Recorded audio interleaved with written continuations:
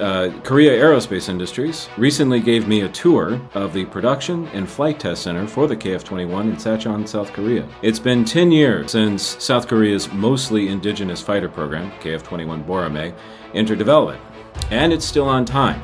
And that means that the first production version of the aircraft is going to roll off the assembly line later this year. 지금까지 제가 타왔던 하세계대 어느 전투기보다 조금 더 발전한 정도 수준일 거라고 생각했었는데 오늘부로 제 생각이 완전히 바뀌었습니다. 정말 이것은 5세대에 가까운 매력적인 명품 전투기가 아닐까. 지난 11월 5일 대한민국 공군의 현재와 미래를 상징하는 KF-21의 역사적인 비행이 이루어졌습니다. 바로 손성락 공군참모총장이 KF-21 보라매 시제기에 직접 탑승하여 약 50분간의 시험 비행을 성공적으로 완수한 것인데요. 이는 손 총장 취임 이후 처음으로 진행된 지휘 비행이었고 또 그 첫 기종으로 아직 개발이 한창인 국산 KF-21 전투기를 선택했다는 점에서부터 단순한 시찰이나 이벤트성 행사가 아니었음을 알 수 있었습니다.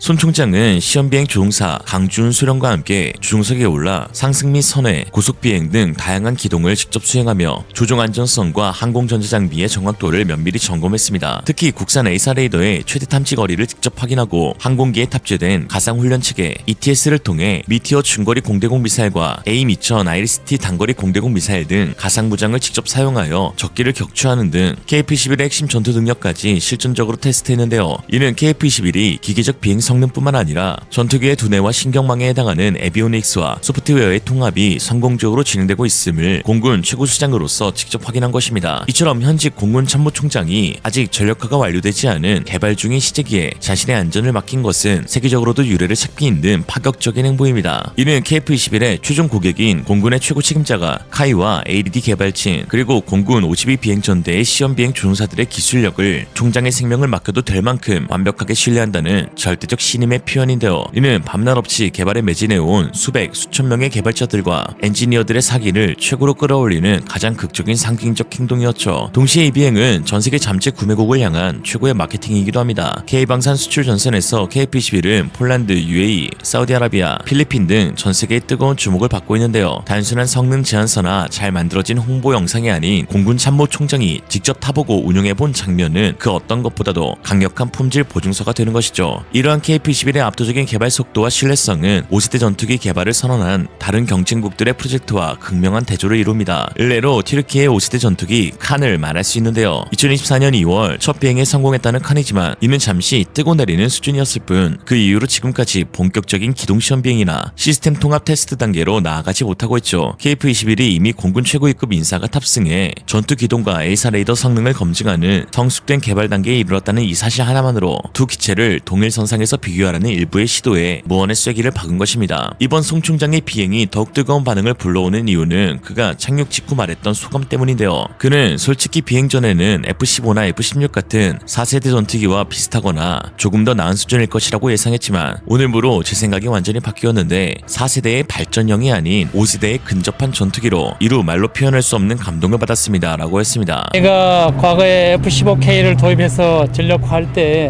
우리 손으로 만든 국산 5세대급 전투기 개발을 원한 적이 있었는데 이렇게 20년 이내에 직접 비행을 할 수 있을 거라고 생각도 못했습니다. 이렇게 엄청난 전투기를 만들어 탑승해 주신 모든 분들께 정말로 감사드립니다. 직접 비행을 해봤는데 이루 말로 표현할 수 없을 정도의 감동이 있었습니다. 지금까지 제가 타왔던 하세계대 어느 전투기보다 조금 더 발전한 정도 수준일 거라고 생각했었는데 오늘부로 제 생각이 완전히 바뀌었습니다. 특히 조금 전에 직접 기동을 해보고 두 엔진이 주는 파워, 가속 능력, 그다음에 항공기의 기동성 그것은 상상 이상이었습니다. 그 외에 각종 에비오닉스, 센서, 탑재 장비 그리고 그들의 통합, 융합 능력 그리고 항공기의 안정성까지 모든 면에서 탁월했다고 생각합니다. 정말 이것은 5세대에 가까운 매력적인 명품 전투기가 아닐까. 손 총장은 3000시간 비행 경력의 베테랑 파일럿이자 대한민국 공군의 과거, 현재, 미래를 상징하는 인물이기에 더욱 반응이 생생한데요. 그는 KF-21이 대체해야 할 F-4 팬텀을 몰았고 최정예 특수비행팀 블랙이글스 편대원을 거쳤으며 공군 최강의 F-15K 비행대대장까지 역임했습니다. 즉 4.5세대 전투기를 누구보다 잘 아는 그가 KF KF-21에 대한 솔직한 평가를 내린 것인데 그가 가장 경탄한 부분은 바로 기체의 반응성과 기동성이었습니다. 특히 두 엔진이 주는 파워, 가속 능력, 그리고 항공기 기동성은 상상 이상이었습니다라며 조종 성능, 안전성, 항공 전체 장비의 통합 능력 모두가 탁월했다고 극찬했죠. F-15K라는 세계 최고 수준의 기체를 매일 타던 존사의 입에서 상상 이상이라는 말이 나왔다는 것은 KF-21이 물리적 스펙을 뛰어넘는 또 다른 무언가를 보여주었음을 시사합니다. 손 총장은 과거 F-15K를 도입하며 우리 손으로 5세대급 전투기를 개발하길 원했는데 20년도 안 되어 직접 비행할 줄은 생각도 못했다며 이 전투기는 5세대에 가까운 매력적인 명품 전투기라고 자신있게 평가했는데 외신 역시 KF-21은 5세대 영역으로 밀어붙이는 중이라거나 KF-21은 분명히 5세대 수준의 전투기이며 첨단 센서, 전자전 시스템, 스텔스 기술이 이를 증명한다라고 평가하며 5세대급 전투기로 인정하고 있습니다. 사실 손 총장이 KF-21과 비교를 했던 F-15는 4.5세대 중에서도 압도적으로 최고의 기동성을 갖고 있는 전투기입니다. F-15의 탄생 철학은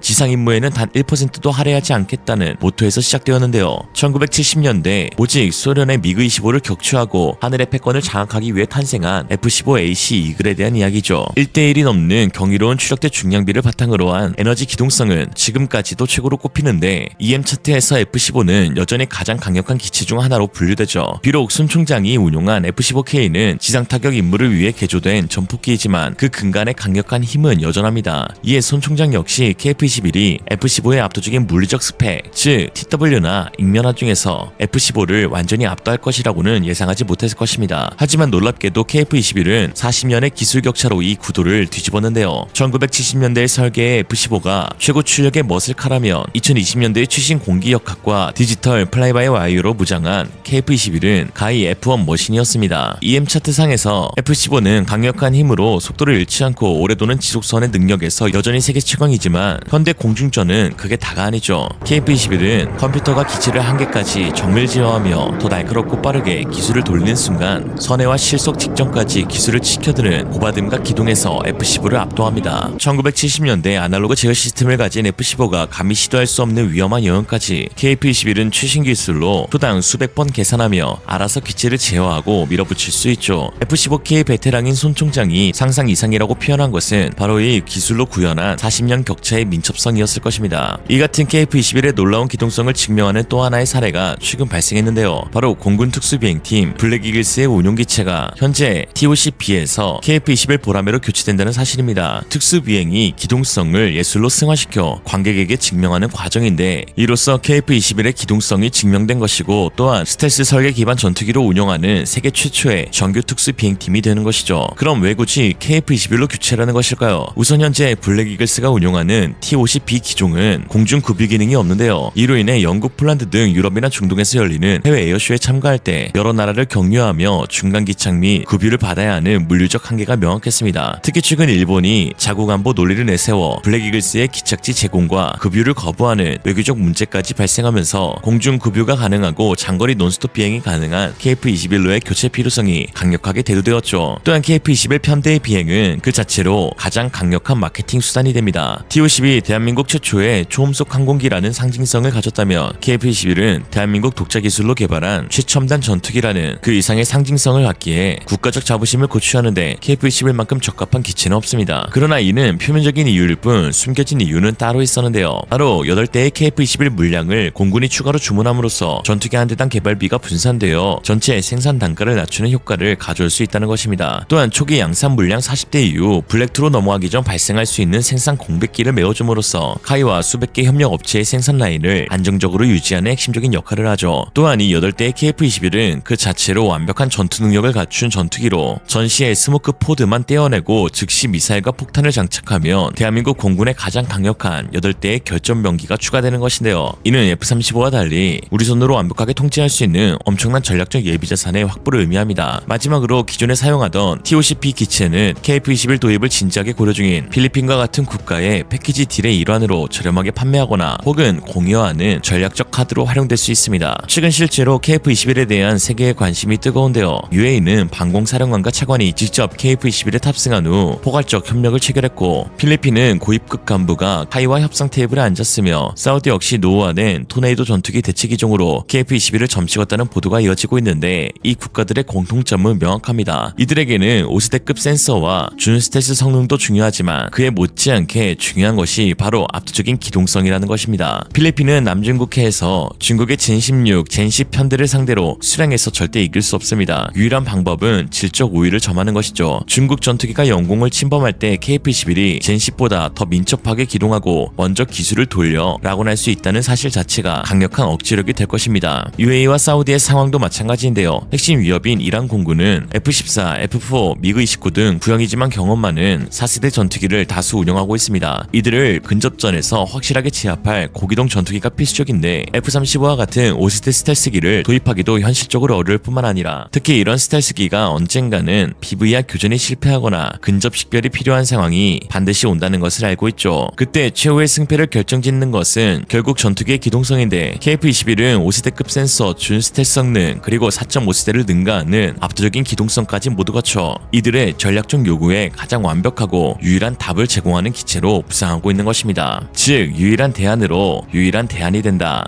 오늘의 한 줄평, KF-21이라 쓰고 4.999 세대라 읽는다. 이상으로 리얼리즘이었습니다. 여러분의 생각은 어떠신가요? 현명하고 지혜로운 여러분의 의견을 지금 댓글에 남겨주세요. 감사합니다.